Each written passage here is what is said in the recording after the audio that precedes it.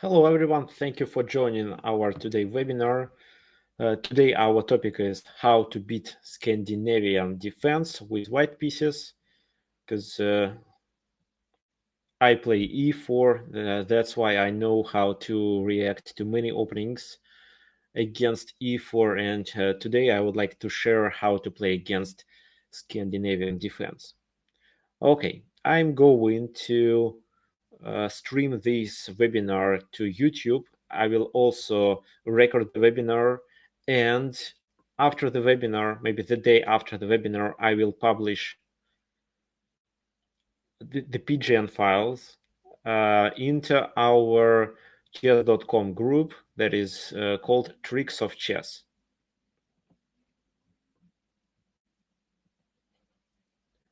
So let me show this group.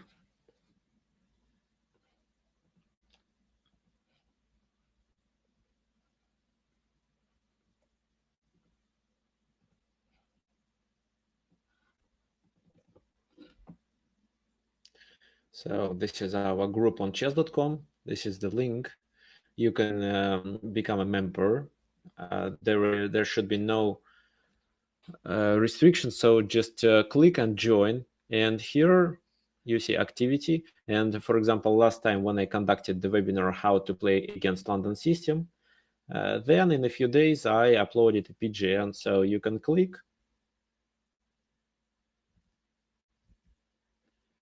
Then you'll see this diagram made by chess.com. Then you click here, no, here, share, then PGN, and then you can just copy or download it. Okay, fine. So this is our group, and this is where I want you to join.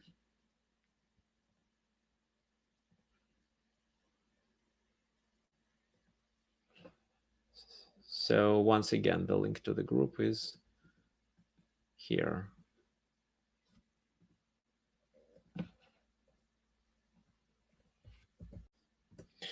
Okay, yeah, thank you for coming, Glenn.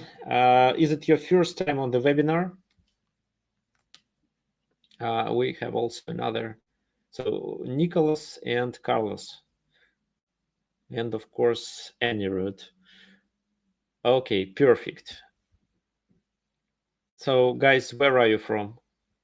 Okay, Carlos is first time here.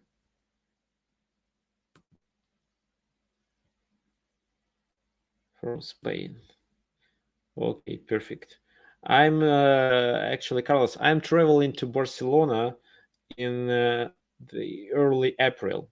I think about in 8th of April. So what city exactly from Spain you are?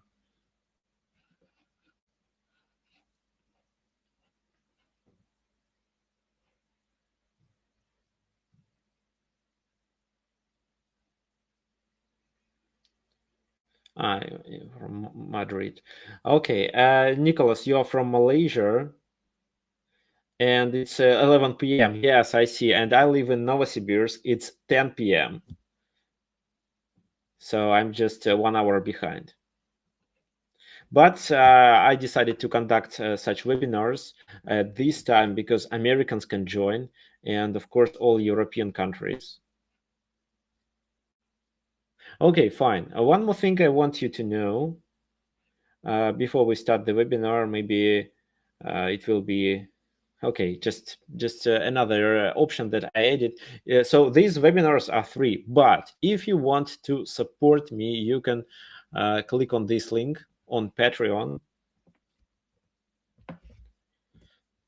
So this is the link. Then you click here, become a patron, and you can donate any amount if you want. You can do it by credit card or you can do it by PayPal. So unfortunately here you have to first enter your account like I did. Here you can put any amount, use a credit card or PayPal. So it's not obligatory. It's just if you want to support my webinars and me. Okay, fine. Let's now close it and go back to Scandinavian defense. So, guys, how many of you play e4 as the first move? Okay, Carlos is playing. Who else? Nicholas.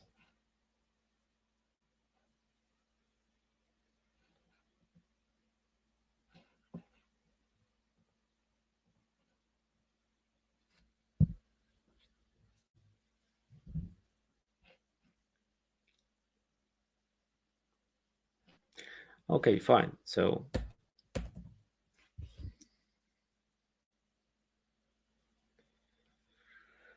okay, yeah, right. So everyone plays e4 here, and of course you should know how to react to Scandinavian defense. It's d5 move. However, today, of course, we take, and in this on this webinar, I'm going to cover only queen d5 line. When I was much younger, I was playing knight f6 as black in this position. However, then I decided that it's not so good. To play. No, it can be played once or two times, maybe against someone who really prepares for your primary opening. You can play it as the second line, but nowadays I almost don't play this move, and even queen d5 as black, so I prefer to play Sicilian lines, maybe French defense, maybe something else, but not this variation. Of course, I'm not going to analyze knight f6, but let me just say a few words. So here, c4 is one of the most popular moves, but can lead to very many complications after e6. This is what is known as Icelandic gambit. And in this position, for example, knight f3, queen e7, you have to know the line. This is what I don't want you to do. If, for example, you play, if you meet knight f6, then you'd better play d4. And after knight takes d4, c4 with a tempo, knight comes to b6, then knight f3. Then you play knight c3, bishop e2, and maybe bishop e3. Something like that. Then b3 also to support the pawn on c4.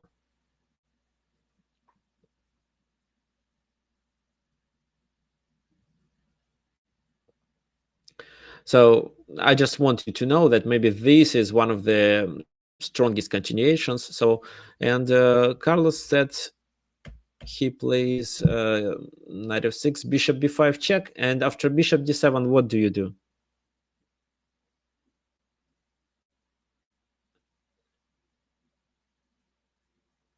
Bishop e2? And after bishop f5, you do another check just to repeat the position? Or what? Ah, now you can play c4. Yeah, maybe it makes difference.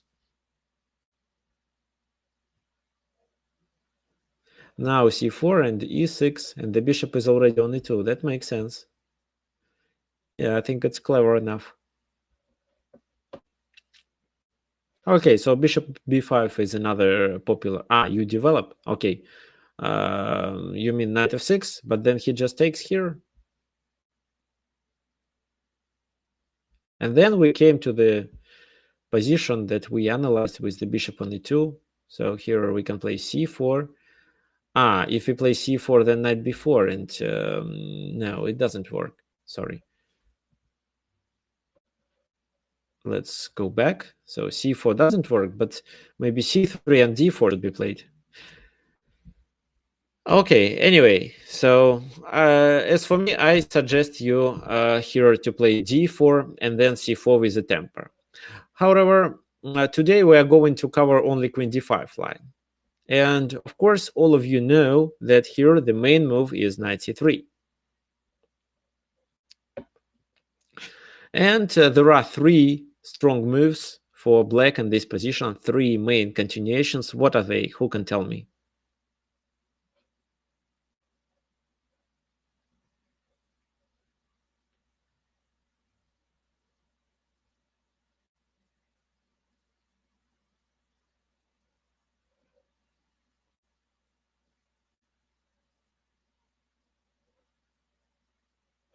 Yeah, okay, so Richard covered them all. Queen a5, queen d6, queen d8. That's right, queen a5, queen d6, and queen d8. All other moves don't really make any sense. So the most popular one, maybe on a club player's level, is queen a5. What do we do then? d4. Then he has several options. And if you don't want to learn any theory, here I recommend you just to use a simple strategy. For example, you can just play, no, let's say knight f6 here. Then you know that knight f3 is the most popular move, and actually I like it. But if you don't want to learn any lines, you can play bishop c4 here. However, knight f3 is a strong move, and it's especially strong after bishop g4. Bishop g4, then h3.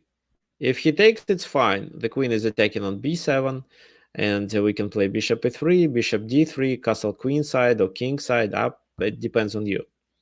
So here bishop h5, then g4, bishop g6, and here I want you to remember knight e5 if you want to play this line.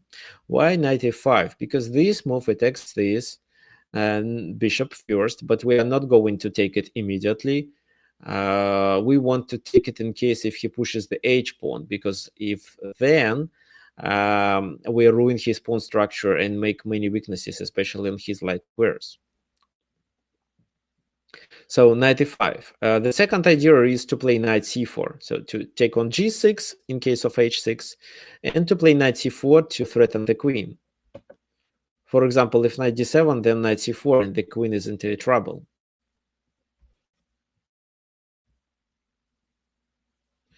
If something else, let's say c6 or e6, actually e6 is the most popular move, then here we can play bishop g2, for example. However, h4 is considered to be a stronger option. This is what Alexander Kalifman recommended. Maybe you know such a grandmaster. He was a world champion according to FIDE version. Of course, at that time, he wasn't considered to be the strongest chess player in the world. Garry Kasparov was, but FIDE disqualified Garry Kasparov for some period. So that's why there was another champion. However, it's not the point of our today's webinar. So here h4 with the idea to play h5. Okay, fine. So knight e5. How do amateurs play in this position? They can play bishop e4 or knight e4. This is what I saw in my students' games. And knight a4 is faced with what? If you were white, how would you play in this position?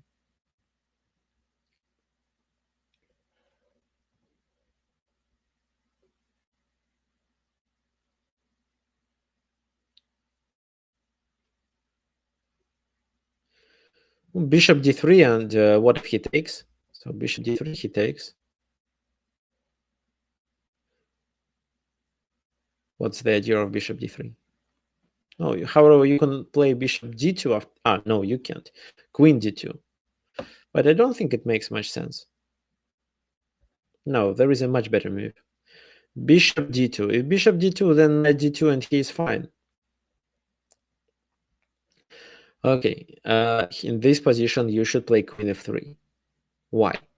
This is how you threaten to take the knight. For example, knight g6, then you take the knight. So the most logical continuation is to play this move. But after this move, you take on b7, threatening to deliver a checkmate or to gain a rook, right?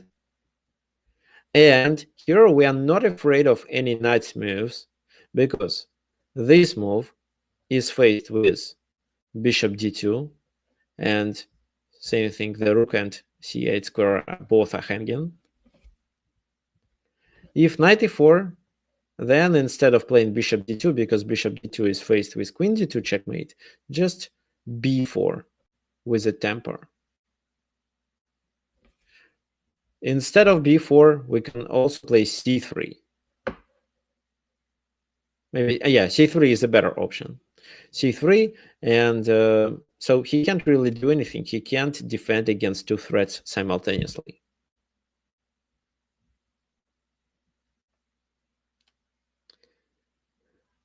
However, he can play this move, queen d5. It looks like everything is defended. So if queen c8, he covers the d8 square with his queen. The rook is no longer hanging. And what is more important, the queen on d5 is protected by his knight. If we trade, then he escapes with his knight and gets extra piece. What should we do? How to play in this position? What do you think?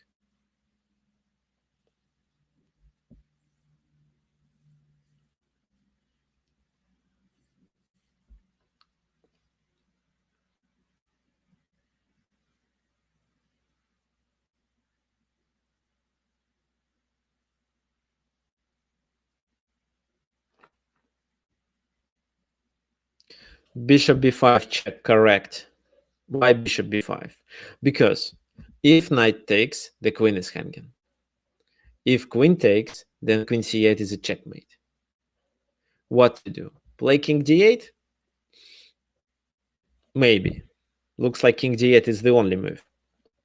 If c6, then queen c8, queen blocks on d8, bishop c6 check, knight takes, queen takes, and this is a checkmate.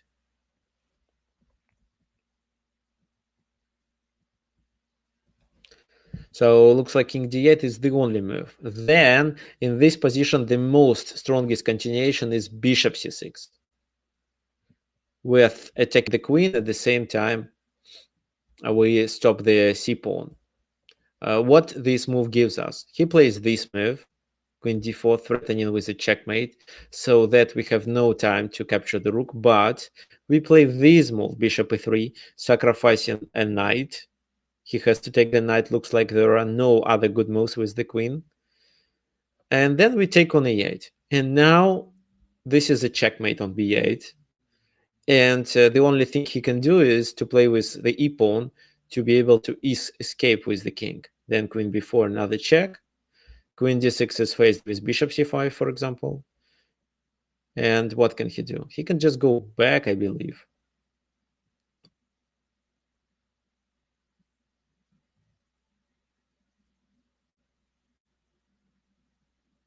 So what to do then? At least we can capture here on c3 and play with extra rook. Maybe something else. Okay. So, fine. So queen e3 is a really strong move here, and looks like there is not so many moves that he can play. But you can trap him in case of knight c3. This is what amateurs play. Okay, fine. The second option that I saw in my students' games is bishop e4. So the move is the same idea. The knight is pinned. He is just attacking here. Then we do knight c4. This queen has no squares on the 5th rank. It can only go to b4. In such a case, we play a3 and just trap it. Or he can go here to a6.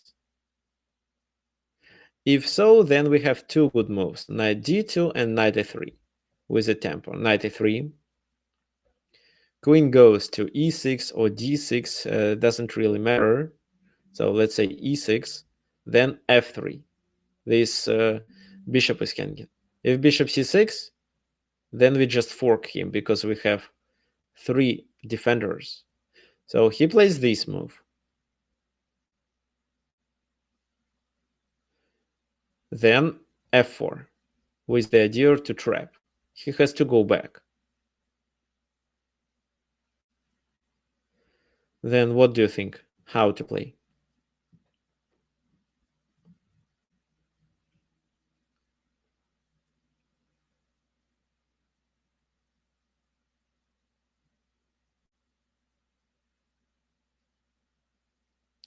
Rook g1. Rook g1 is too slow. Our task here is to gain the material.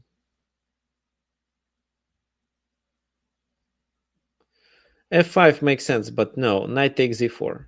If queen e4, then we play bishop g2 and bishop b7 after that. That's why he takes here with his knight. However, we can still play this move. Now we are threatening to play d5,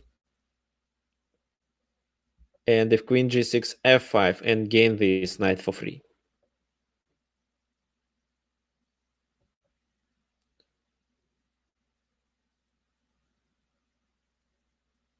Okay. If he does queen d6 here, then we can still take bishop g2. What can he do? Go back. What do you think? How to play in this position now?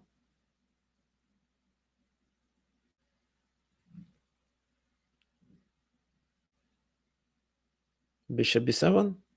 Okay. Any other suggestions?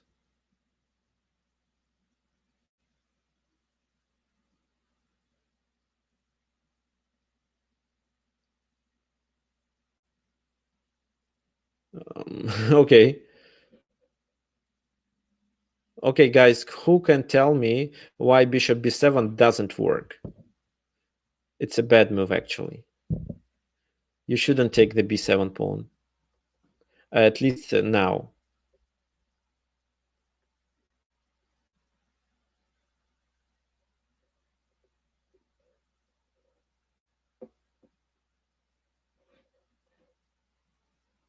Yeah, because of queen b4. Yeah, all right. So here we should castle first. Because if we take on b7, then queen b4, and he takes our bishop. So we castle. The pawn is hanging. He has to play something like c6. Then g5, knight d5, knight takes d5, c takes d5, and c4, with the idea to put the pressure and to take. So he plays e6, and then, for example, queen b3. I think it's enough to show that the position is absolutely winning. We are taking 2 pawns simultaneously. He is not castled yet. Rook e1 is a kind of a threat here. So knight c6 is faced with bishop d5 or anything. So fine. So what do I want to tell you by illustrating these lines?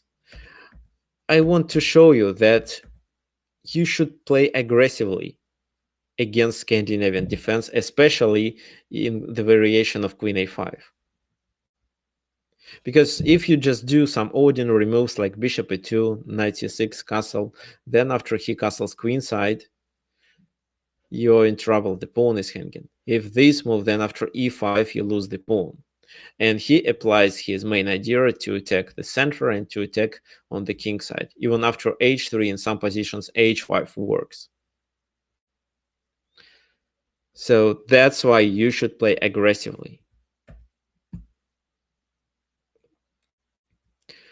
So that was knight f3 line, and if you want, you can play it. However, if you don't want,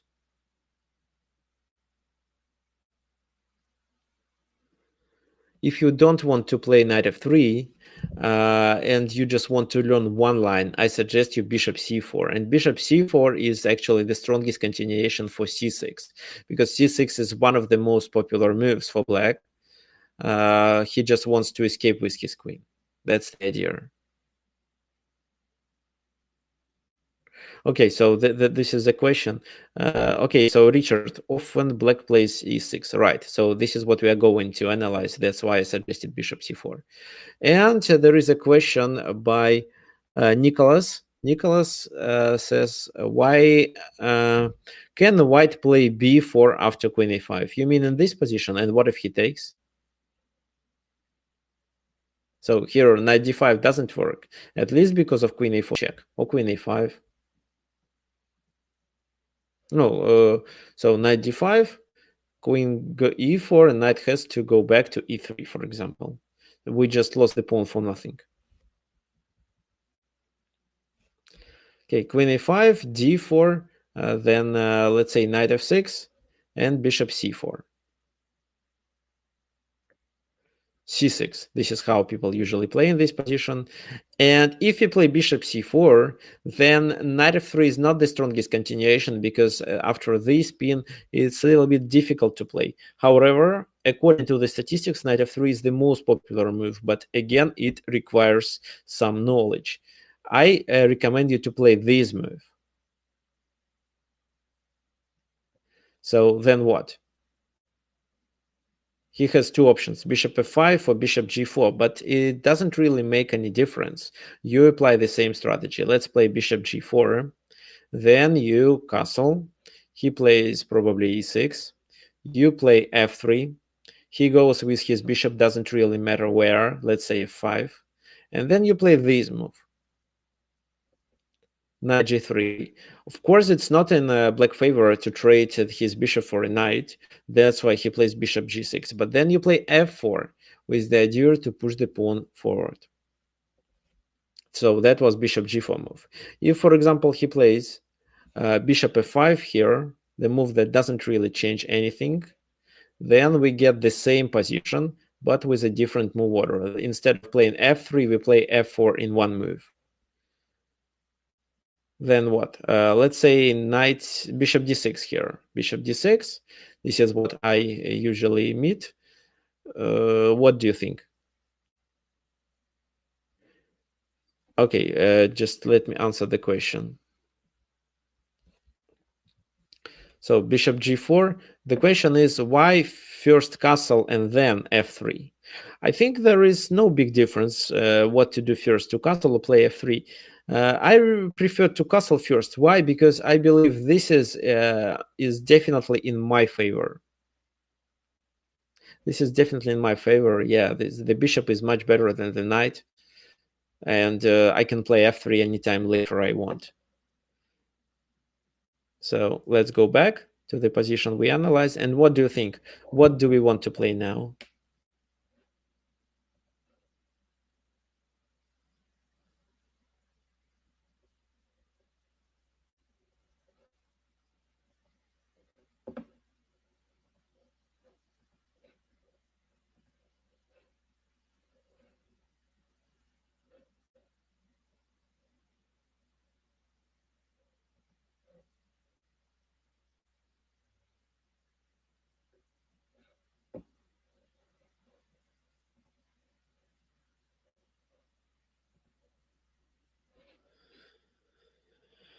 Bishop d2 makes sense. However, it's not the strongest move. f5, of course, f5. a3 is too slow. f5. And in this position, in case, oh, of course, e takes f5 is the main move, but here we are not afraid of bishop g3. If he does so, then we take first this bishop. And now this bishop on g3 is hanging. He has to retreat. However, after that, we take here, king takes, and then what can we do? Maybe queen g4 is enough, or knight e4. So e6 is a weakness anyway. Maybe knight e4 and knight g5 taking the pawn. This is how we can win. I believe even a game. Okay, so fine. So that's why here he may take with the bishop or with his pawn. If he takes with the bishop, then we just trade and play this position. It doesn't really make much difference. So let's skip this line and take with the pawn. How to play here? What do you think? What comes to your mind? We slightly expose the king. What do you think we should do?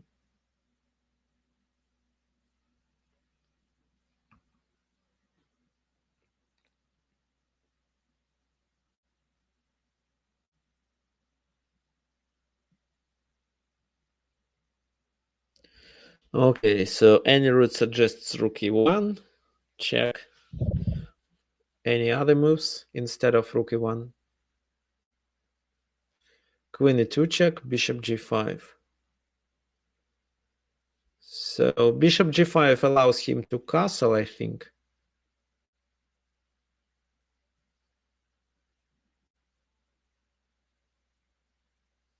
Okay, so waiting for Jeremy.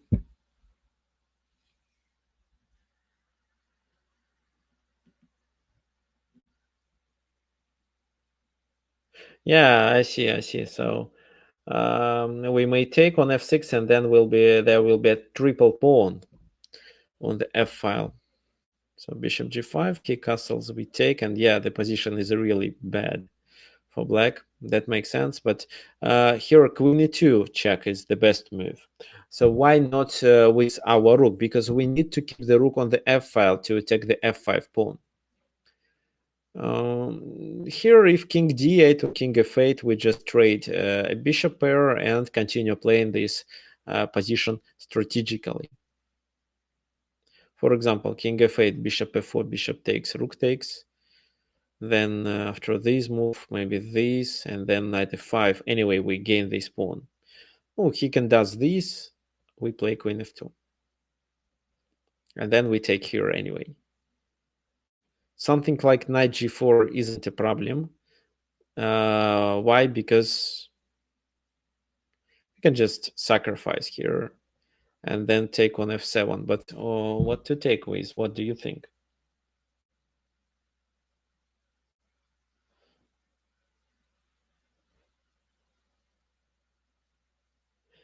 Okay. So here, queen takes, bishop takes, rook takes, king g8 is the only move. Then rook goes back. It's almost a checkmate. The only move is to block. But then knight d5. And we are playing with two minor pieces for the rook. But anyway, our next move is something like knight e7 or knight f6, or knight c7 or knight b6.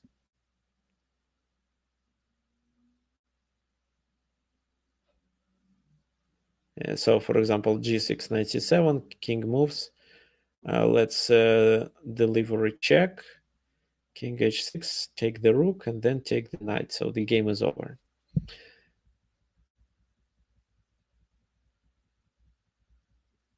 So yeah, here he has to play with the king. You also asked me why not bishop e7. Yeah, this is what I usually face with, and it's not a strong move at all. Why? Because bishop g5. And yes, we want to triple the pawns now. You see, he can't castle after bishop e7. Then we take. But if instead we play something like rook e1, which is not a good move, even a bad move, then what can we face with? Oh, wait, it's still okay. In this position, it's still okay. Oh, now he can play knight e4, but the position is still in our favor. I was thinking he could castle, but if he castles, then it's okay to take on e7 because there is no rook e8 move. We sacrifice our queen, but deliver a checkmate on the back rank. Okay, so yeah, anyway, bishop g5 is a better option. Bishop g5, threatening to take. So what can he do? This move. Then we get our other rook to e1. And looks like he loses his bishop. Okay, in this position, let's go back. So what if, for example, queen b6, a kind of a double attack?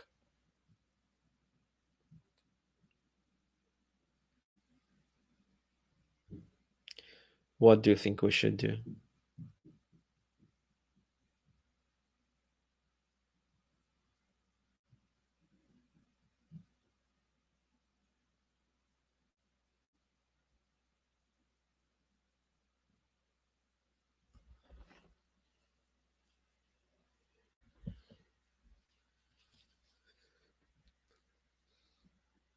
Bishop f6. Okay, bishop f6, g takes f6. And what then?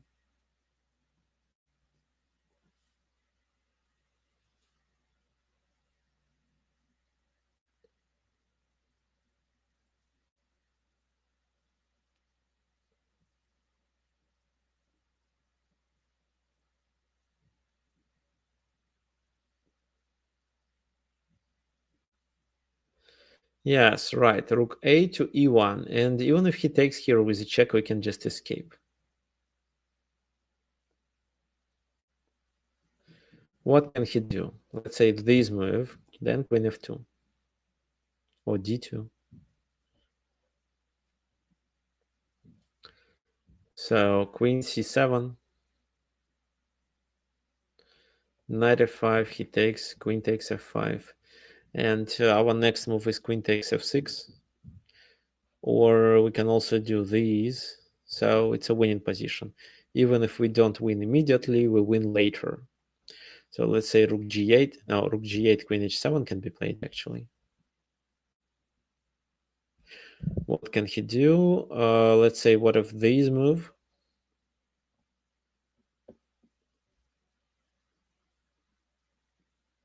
What do you think? How do we win in this position?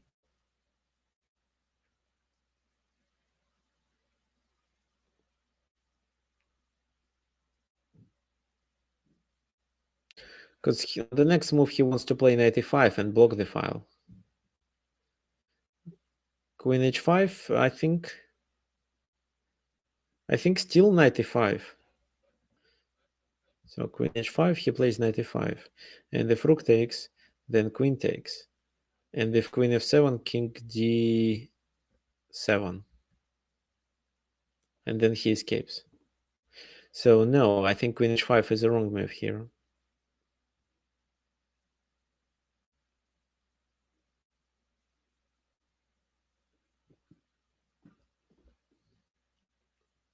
In this position, if I'm not mistaken, we are just down a pawn, but you see how his king is exposed.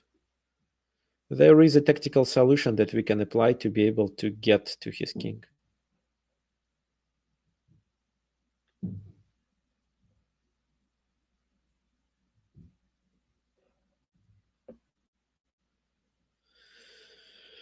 Rook takes e7 is too risky. Bishop f7 is right, because if king takes, then queen e6. And he goes here, we take, he goes here, and then he will be checkmated or almost checkmated. I just don't know which move exactly to play. Knight, maybe rook f6, maybe rook e4, maybe knight f4. Okay, let's play knight e4. Then the game will be over. He can also do this, but then I think rook f6 is enough. If he takes with his knight, then he loses the queen. If he takes with his rook, then knight takes f6, the game is over. Okay, fine. So you see, queen b6 doesn't really help him, even if he takes the pawn on d4 with the check. Don't be afraid to sacrifice the pawn in this position. So knight bd7, rook a to e1. What can he do? I was analyzing queen b4 and queen d8 moves here. If he makes any other moves, then we just take on e7 and at least gain a piece. So let's say queen b4 maybe.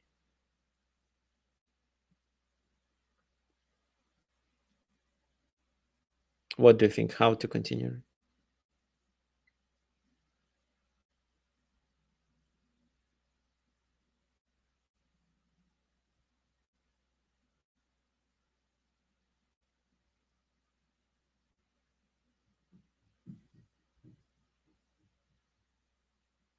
So you see, you shouldn't be in hurry to take on e7.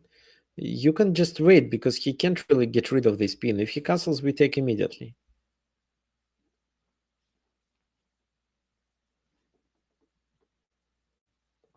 Okay, so here we can play such a weird move like knight d1.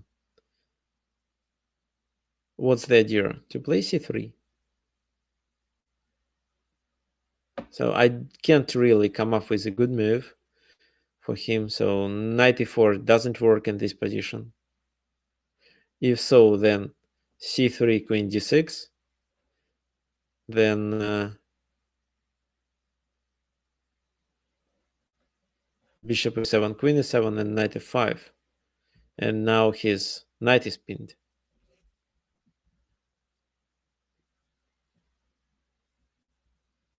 So no, let's say he castles, queenside maybe. Because the idea is that in case if we play this move, he captures on c4. But now just c3, and if queen a4, then bishop b3, and we can take on a7, e7 on the next move. So what to do in this position? Okay, let's say he plays some random moves. Just don't know what he can. Okay, let's say king f8. Then we play c3, queen d6. Then we just play bishop f4, and we capture on e7 on the next move. That's the idea of knight d1. Knight f5 makes sense, but not right now. If queen d8 in this position, then knight d1 doesn't work because c3 is not required, but knight f5 works. 5, rook f5, and then we just keep playing this position. The material is equal, but he is under the pressure. So if he castles, he loses here, and rook e8 doesn't work. We take the queen, and this is how we just trade the material. But before we gained on e7, we gained his bishop. So what can he do? Again, king f8. Fine, just maybe queen h5, maybe. Sorry. So queen h5, and if he takes, then rook takes. If king e8, then yeah, something like that. Oh, rook e7. If king g8, then it's a checkmate with this move. So queen h5, sorry. King f8, queen h5, g6, queen h6, king g8. Let's just go back with our rook. Then put some pressure with the other rook, and finally take on f7.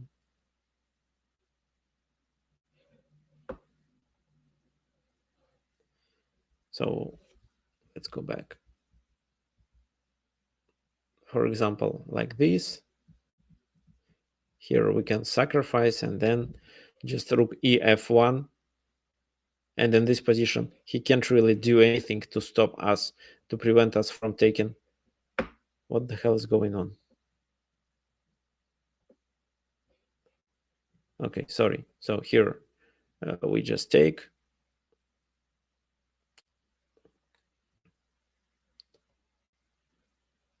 And simply win this position. So king f7, then double the rooks, c5, and instead of playing some weird moves, we can take here immediately. Knight f6, knight f6, yeah. So this is a winning position.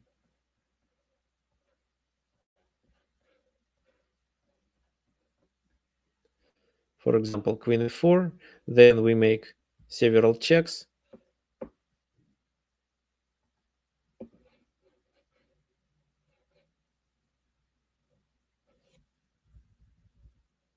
Like this. So if king h6, I think we can just take on c5 here, and it will be enough to win this game.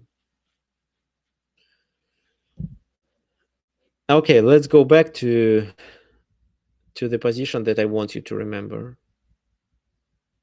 Of course, this position doesn't deserve any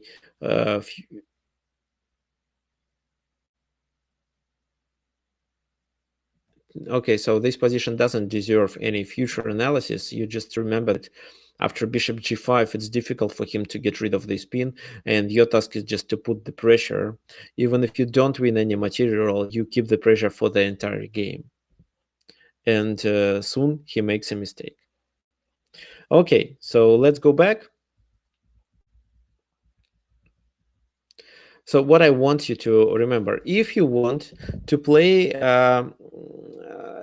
against queen a5 successfully, but don't want to learn the lines, just play bishop c4 in this position. c6 is the most common reply that I met. Then knight g2, and then you apply the strategy with f3, f3, knight g3, f4, f5, like this. It's okay to sacrifice the pawn on e5. For example, there was one game that I played in Tunisia, and my opponent played something like knight d7 or bishop d6. I don't remember exactly. And then I just took, and then he played this position. Oh, wait, the pawn was on f2, if I'm not mistaken. Okay, I don't remember exactly.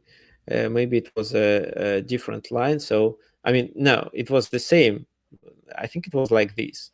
Then he played something like that. I took and castled. He played some moves. Then his bishop, so bishop d6, if I'm not mistaken. Bishop d3, he played queen a5 back. I traded on e4, which was a good idea. Then after knight d7, I played queen g4, which is another good move in this position. So he played g6, what weakens his kingside position, and then he castled queenside. I don't remember what. Queen e2. This is what was. This is my next move, and I successfully won that game. If we have enough time today, maybe I'll show it to you. Okay, so queen e5 is not the only move that deserves analysis. So queen e5, d4, then bishop c4, as I told you. Two other moves are queen d6 and queen d8. Let's analyze queen d6. Recently in Montenegro, I played a game against an Indian girl who is a FIDE master. In this position, she played queen d6. Maybe I'll show this game too. Maybe not today, maybe in our future webinars. I get absolutely winning position, but for some reason didn't win absolutely winning rook endgame. So queen d6, anyway, we play d4. What then? So the most typical move in this position is knight f6. Knight f6, and then we do knight f3. Now there are several options. So usually here, people who play this position, usually they play g6. Another move in this position is c6. No, actually, here you can find several moves. So g6, c6, a6, knight c6, and bishop g4. Okay, let's start with knight c6, which is not a good move, actually, because we can play knight b5. Knight b5, queen d8.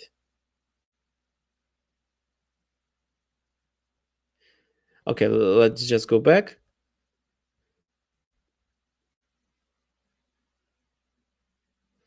Okay, there is a good question. What if c5 in this position? c5 isn't a good move. Knight b5, then what? Queen, where does the queen go? Queen d8, let's say. Bishop f4, knight a6. And I think d takes c5 is enough here.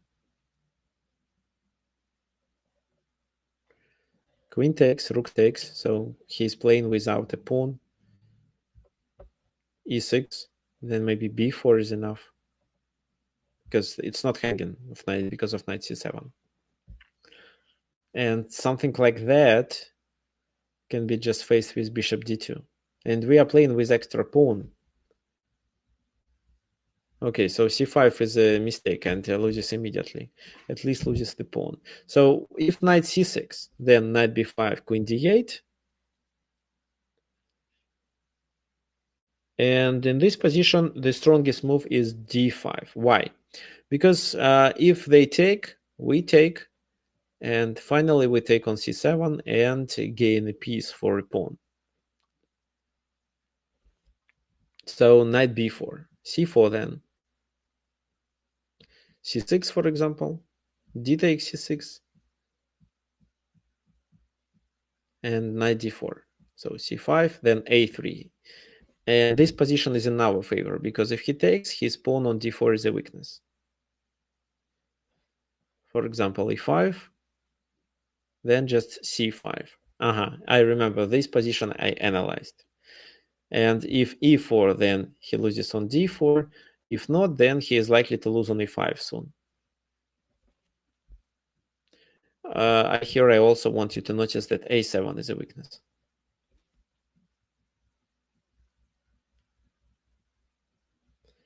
So knight c6 is faced with knight b5 and then d5. And after this move, you just play c4 with the idea to play a3.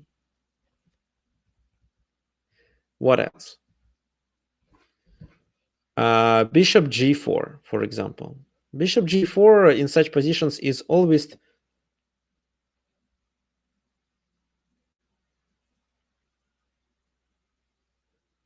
Okay, so after bishop g4, we should play h3 in such positions. Bishop h4, h5, g4. Because if here he takes, queen takes on f3, and d4 is not hanging because this pawn is more important. There is a rook there. So bishop h5, g4. Bishop g6, knight f5. Knight bd7. Then knight c4 is a good move.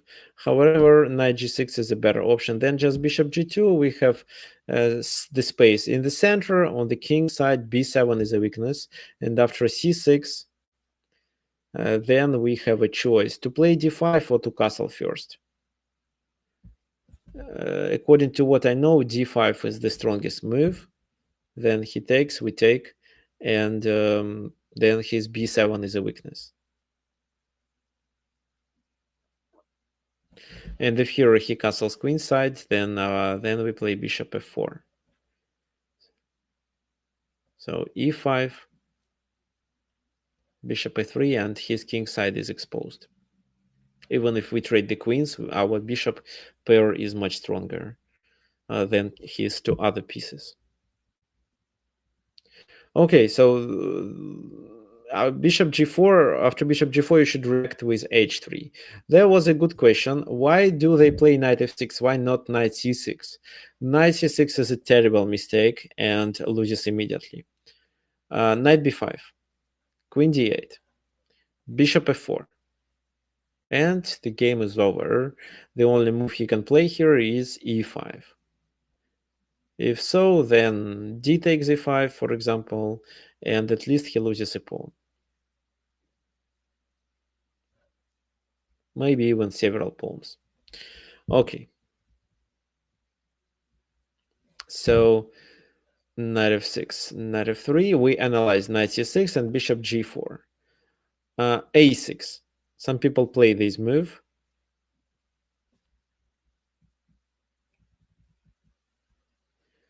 What should we do?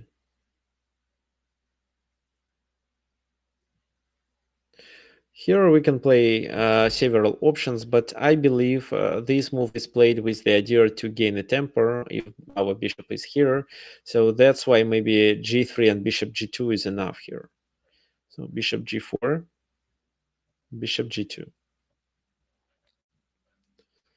Then if something like knight c6, which is the most popular move in this position, it's okay just to castle here. We castle, he plays castle queen side to put some pressure on d4. But if so, then d5. What's the idea? If he takes on d5, we trade the material and then play somewhere with our knight, for example, here. His rook is hanging as well as the f7 square. And of course, this move is met with h3. Or actually f3. I don't know which one is better. Oh, f3 and g4. Fork.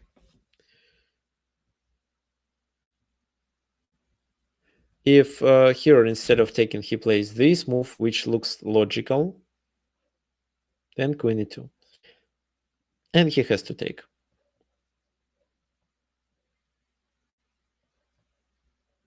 If now he takes, he loses on f7. And first we may also pin him. And then take on f7 or take on f7 first.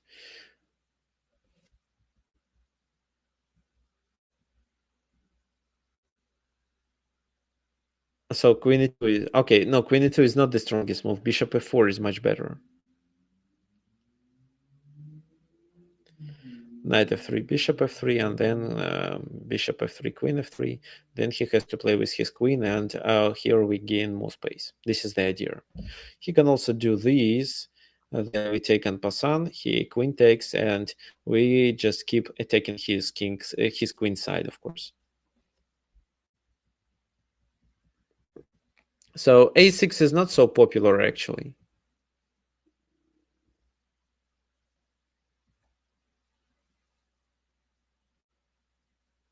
Okay, no, I'm mistaken. This is the second popular move. Okay, c6 is another option. And c6, according to my practice, is played more often. Knight e5 then. Instead of knight e5, we could play several moves, g3 or h3, but knight e5 is better. Why? Because if something like that, then knight comes to c4. Queen c7, queen f3, knight b6, bishop f4. So you see, we play several moves that can help us to gain more space and gain more tempers to improve our position. Knight bd5, knight d5, queen d5, then just queen e2, don't trade the material, while his queen is the object of the attack after this move. Oh, here we trade, and then play this endgame, and that was actually a game example between Vugar Gashimov and I don't remember his name, but the family name is Epishin from Russia, and Vugar Gashimov was from Azerbaijan. So this position is better for white. Bishop d3, this in game is better. Why? Because of better development, of course, and the second thing is because of the strong pawn center.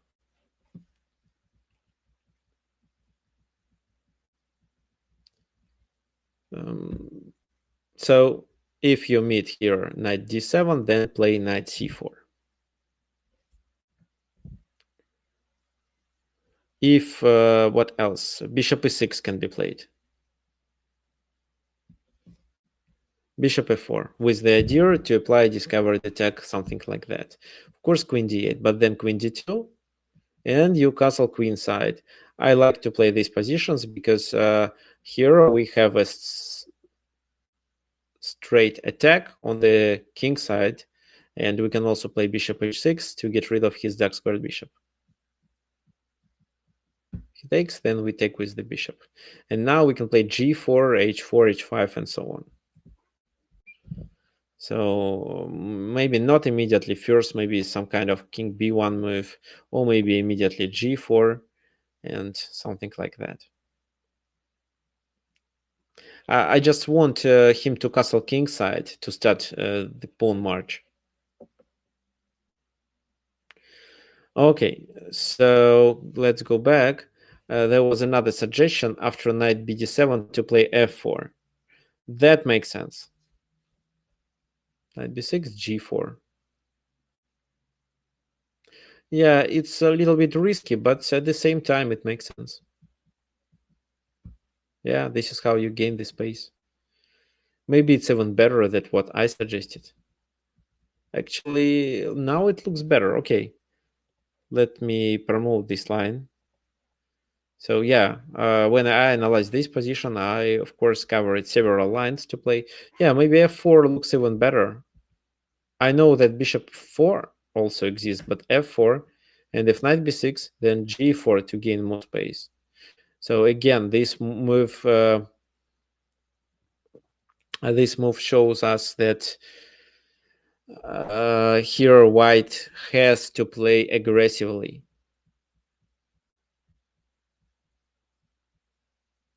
Yeah, knight e4, and he's under the pressure. And then we can come to c5 with our knight, maybe threaten the bishop on e6 and the b7 pawn as well. Okay, fine. So yeah, it was a good suggestion by Carlos to play f4. Fine, that was c6 move. Okay, there is a question by Nicholas. How do I save your webinar? So how to save the webinar? Actually, the recording of this webinar will be available on my YouTube channel. So where is my YouTube channel? Let me show you. Okay.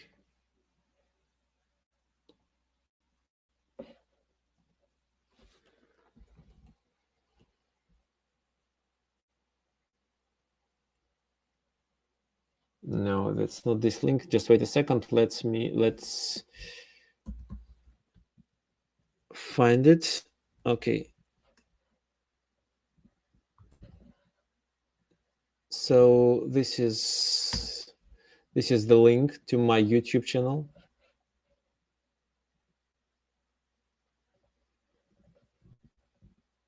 So if you don't want to miss the recording, just subscribe. And actually here you see that there is an online stream of our today's webinar. So after we end the webinar, the recording will be available. Also for those who want to support me, this is the link that can support my webinars. If you want to donate, just go through the link and click become a patron. However, webinars are free and you can donate if you want. If you don't have money, that's okay.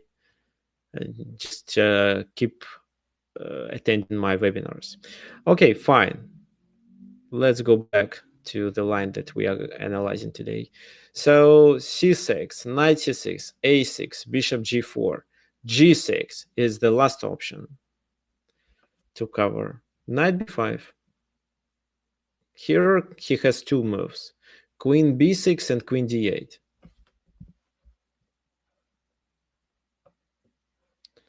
So queen b6 and queen d8, not d7. If queen d8, then I think you can do several things. For example, when I was preparing, I just decided that c3 is enough. c3, then c6, knight a3, and then I played this position with a strong center, c3 and d4.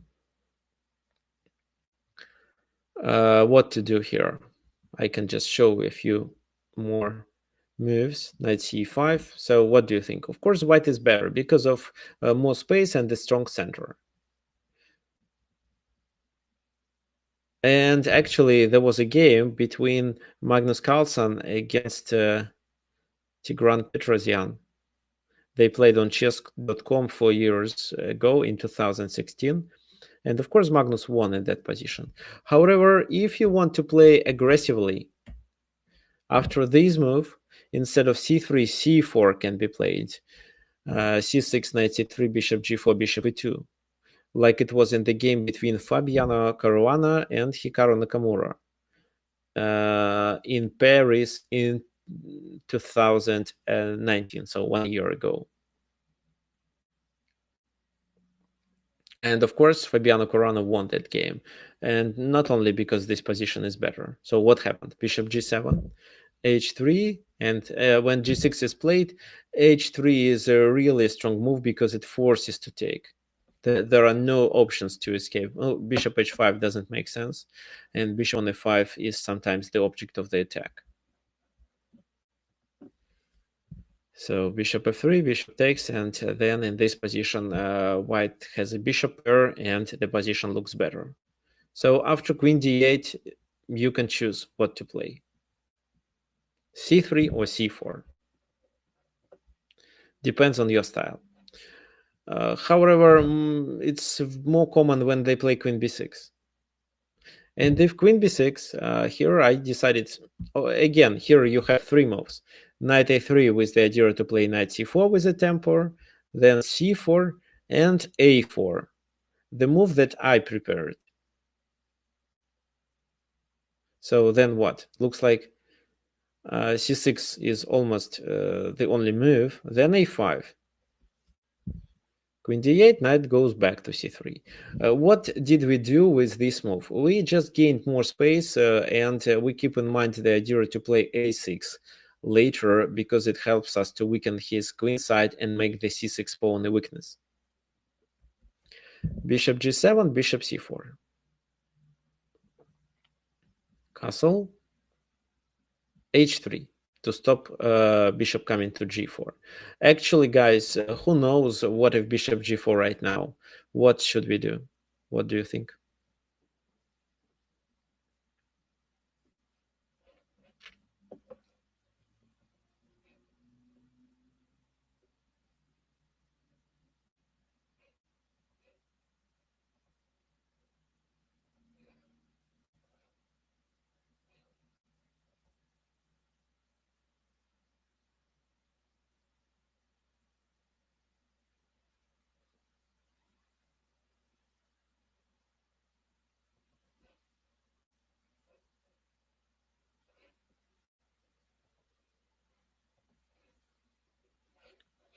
So what do you suggest? How can we react to knight bishop g4?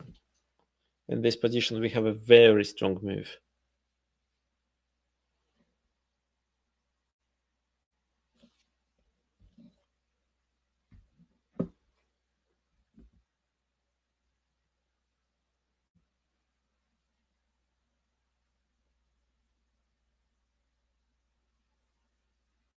What, h3? Queen d3? Come on. Of course not. We can just sacrifice the bishop on f7 with the idea to gain it back after knight e5. So you see, this is a fork. However, after he castles, then h3 should be played because then bishop f7 sacrifice doesn't work anymore. So here h3.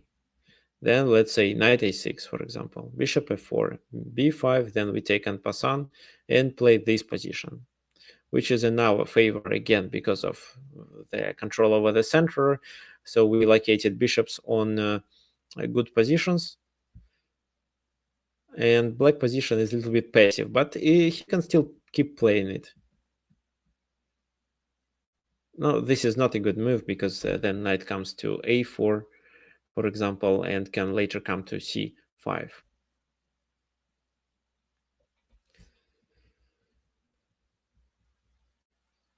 Okay, so what I want you to remember, if queen b6 in this position, then a4, and of course he tries to escape, then a5, just gain more space and go back with your knight. This a5 move gains the space. This is the main idea. Then just play bishop t4. Don't forget to play h3 and then castle, locate your pieces to the positions that you believe are ideal for them. Okay, fine. So looks like we covered everything in queen d6. The last move we are going to analyze is queen d8. What then? Of course, d4 again. Knight f6, knight f3. How do people play in this position? Again, there are several moves to cover. So what are they? e6, not the best one, of course. g6, bishop g4, c6, and bishop f5, actually. So let's start with g6.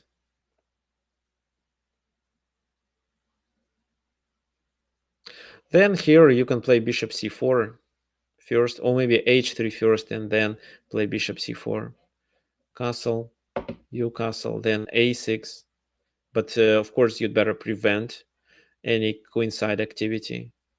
Then usually people play b6 in this position.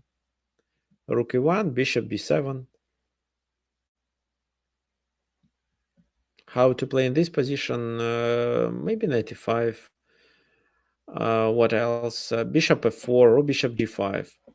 I played this position against against one strong player here in Novosibirsk, and I got a better position with some winning chances, but actually then didn't realize the advantage and finally blundered a pawn and had to make a perpetual check in the queen's endgame. So I drew that game, but I had some winning chances, of course. What I don't like is that black position is very solid here. Of course, it's obvious that white has some advantage.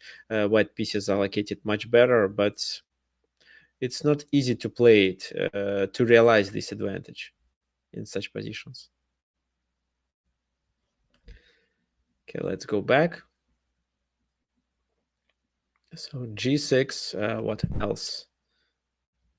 c6. If c6, then bishop c4. e6, then it's up to you what to do. I would castle here, for example. Castle, then let's say bishop e7,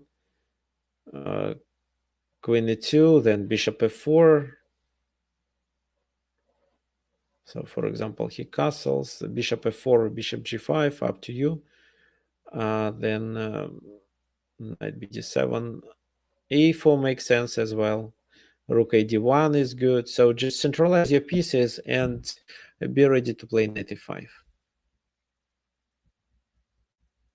So c6 is a rare move, as well as e6. e6, so bishop g5, for example. Bishop e7, bishop d3. And then you play almost the same thing. Actually, what I want you to remember is that when only you have the option to castle queenside, do it in Scandinavian defense because it can give you more winning chances. So here, queen a5, h4. And here you have a strong attack on the king side. Of course, black has to make a mistake to allow you to win, but generally, your position is better here. Even without a light squared bishop, you can still attack. Especially because his light squared bishop is bad, and if he wants to develop it, he weakens too many squares.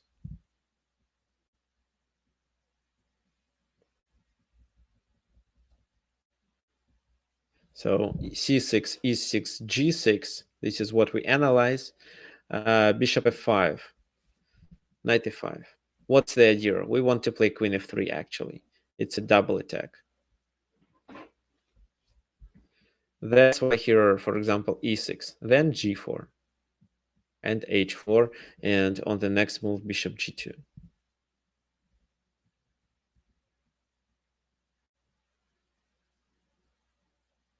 If, for example, c6 in this position, bishop c4, and then we force e6, and then we can still do the same thing, but here the bishop isn't in the best position. It's on c4. It's still okay, but it's not the best option.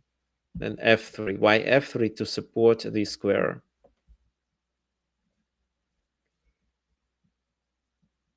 Oh, yeah, then we take on d5. As for this position, what can I say? Actually, that was a bad move because his bishop is trapped. So instead of knight d5 here, he'd better sacrifice the bishop immediately, but then took here. However, then maybe queen e2 is enough in this position. He takes, queen takes, king f2. He takes only one. And after rook d1, we can try to trap his his queen. So, for example, he does this move, then we sacrifice on f7, take here, and checkmate. That's the idea. No, checkmate on d8. Yeah, you see? However, if you don't want all these complications, then after this move, you can just play f4 and support the knight.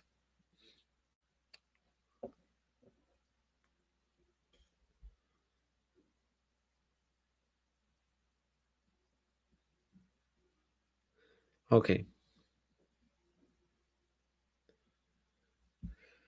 So you see bishop f5, then the bishop becomes the object of the attack. We can play g4. So that's why I believe that instead of this move, bishop g4 is a better option. However, the position there will be not so solid as after g6. And here again, h3. Of course, h3. And if he takes, then queen takes f3. I can show you. Queen takes f3, then let's say this move. This is not a good move because of bishop b5, of course. The pawn is not hanging because the pawn on b7 is hanging. What is more important? So c6 is the most likely move to be played. Then bishop a3. And in this position, I would recommend you to castle queen side and start the attack on the king side. Because just g4, g5, and so on.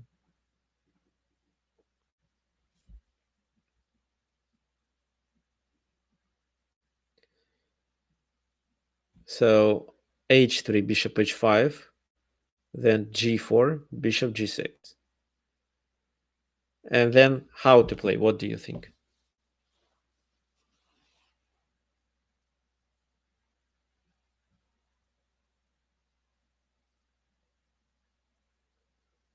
We did analyze a similar position, but the queen was on a5.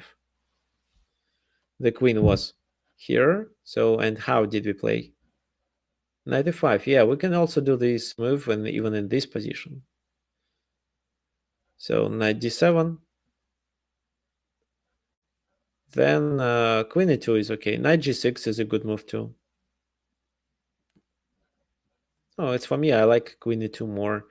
Then bishop g2 with some pressure. So for example, he takes, I take, knight d5. Then what? Queen b5. Yeah, queen b5 works. c6 is the only move. I take on b7.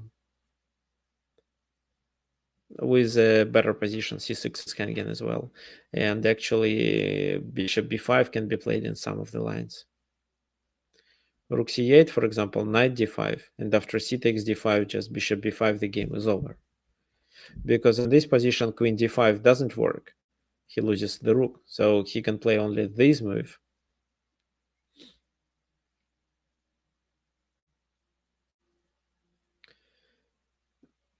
If so, I think bishop a6 is okay. Because if he takes our rook, then we take his. So we take here. Queen takes, bishop takes d5. We are one pawn up. No, at least we are much better. That's enough.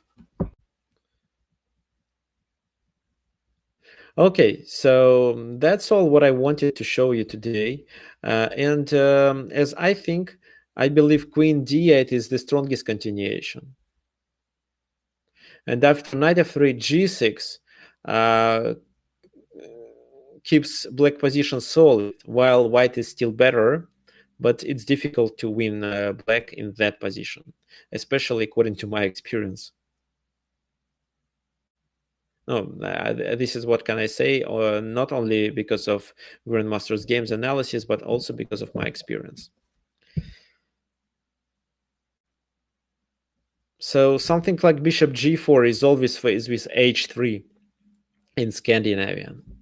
And the second strongest move is queen d6. d4, knight f6, knight f3. Here again, bishop g4 is always faced with h3, and something like knight c6 with knight b5. G6 is also faced with knight b5. Here I just want you to understands the idea with more space. Get more space. Don't forget about it. Okay, so PGNs will be available in our Tricks of Chess group here. I think tomorrow they will be available. If you have any questions, you may ask them now. And if you want to support the channel, to support my webinars, you can also use this link on patreon.com.